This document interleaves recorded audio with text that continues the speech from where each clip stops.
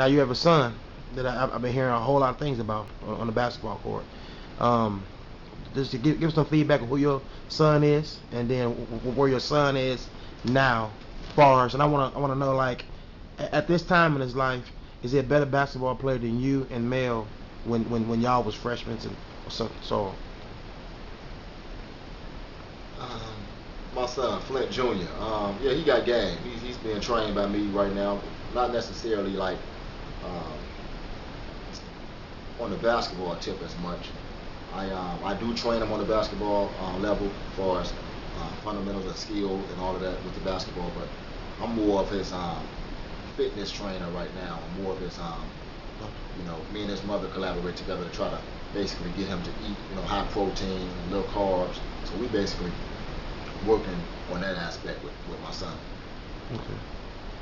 Do he feel the pressure of being a great basketball player and having that Powell name because of you, Mel, and so on?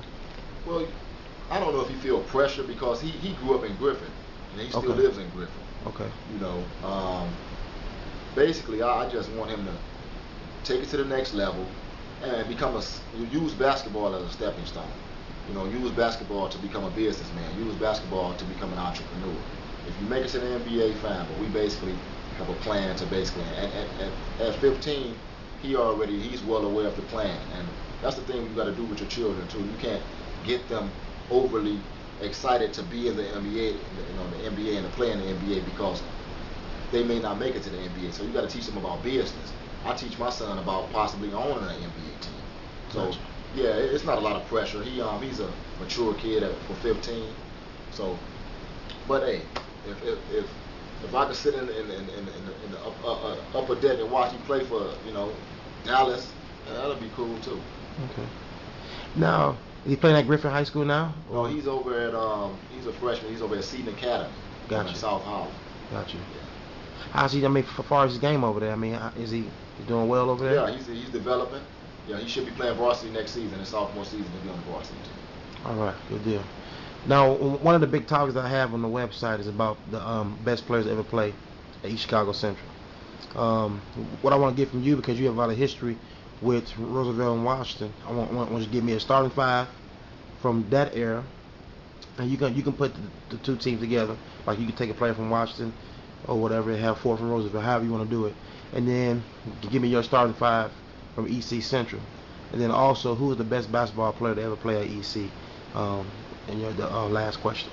So just give me your starting five from between Washington and Roosevelt. Point guard. Well, my favorite point guard of all time, man, he transferred to a school in Indianapolis. He's from Calumet. His name is Sean Woods.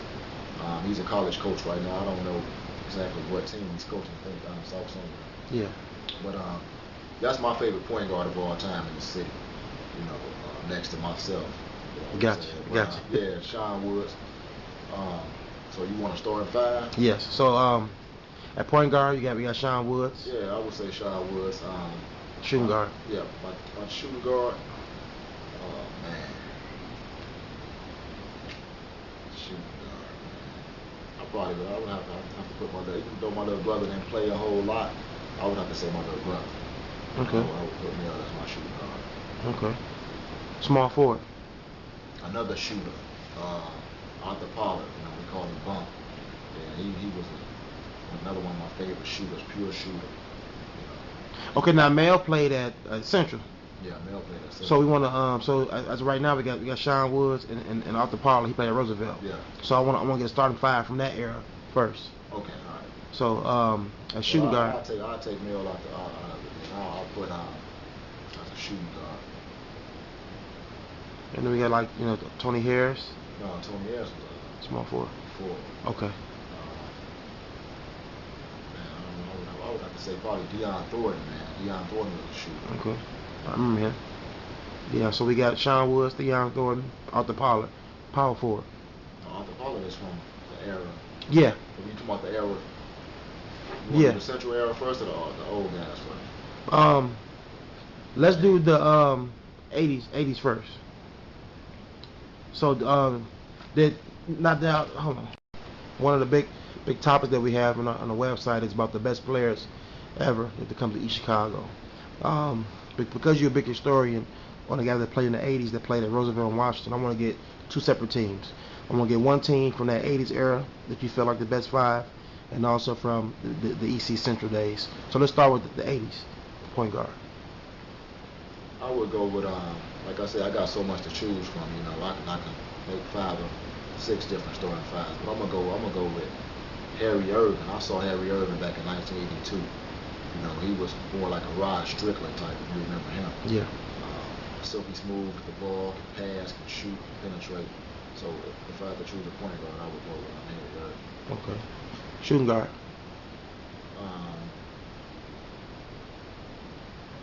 I would say Terry Artis. I'll go with Terry Artis. That's my shooting guard. Okay. It's a good pick. Small forward. I would say Arthur Powell. He was a tremendous shooter. Just a tremendous shooter who shoots you off the gym, basically. Gotcha. Power forward. Tony Ayers. Without a doubt, Tony Ayers. He was small. He was only 6'3", but he had a decent jump shot. He can attack the basket with the tenacity of a short LeBron James, a 6'3" LeBron James. That's what Tony Ayers was. Could jump out the gym. He was probably the most exciting player from the 80s that I've seen. He put on shows. He actually made it to the NBA too. Exactly, yeah. Center. This is the whole look at it. I would have to go with big game man, Wayne Jackson from Chicago, Washington, class '85, the Final Four team. Oh, okay. Big pick. With Kenny Lofton then. Yeah, with Kenny Lofton. Gotcha. Now let's move on to Central.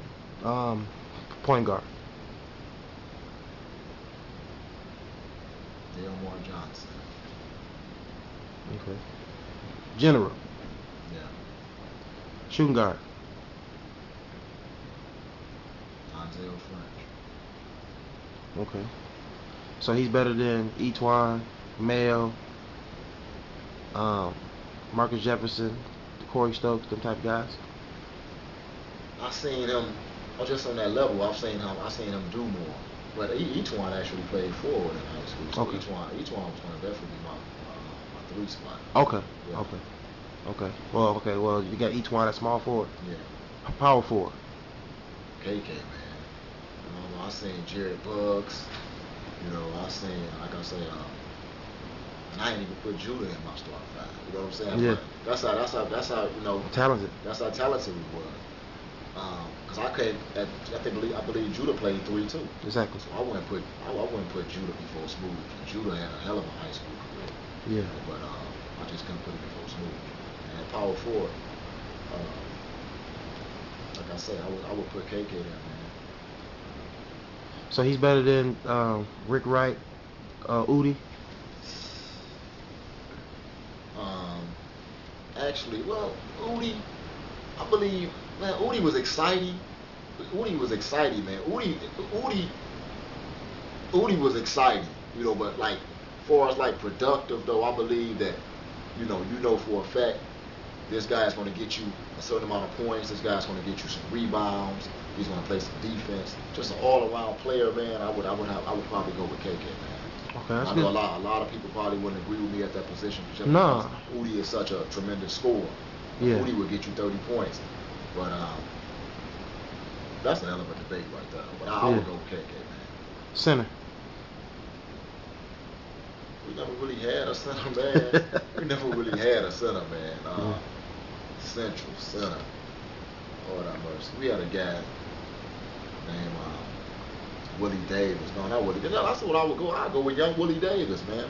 He better than Marlon Anderson and all them guys? At center, I would go. Abe Brown. Yeah, he better than Abe. Only reason I would go with Willie because Willie was 6'8". Yeah. Willie was a real center. He had center size. And he was one of the guys too that one of the 5 or 6 guys that's as freshmen played varsity.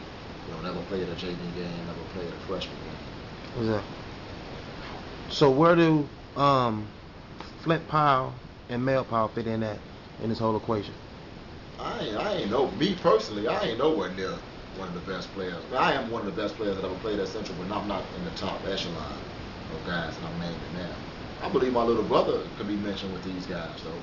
I really, as an eyewitness to all of it, I believe my little brother could be mentioned with any of those guys I mentioned. Gotcha. As far as talent. Who was the best basketball player to play in the 80s and the best basketball player to play at EC Central ever?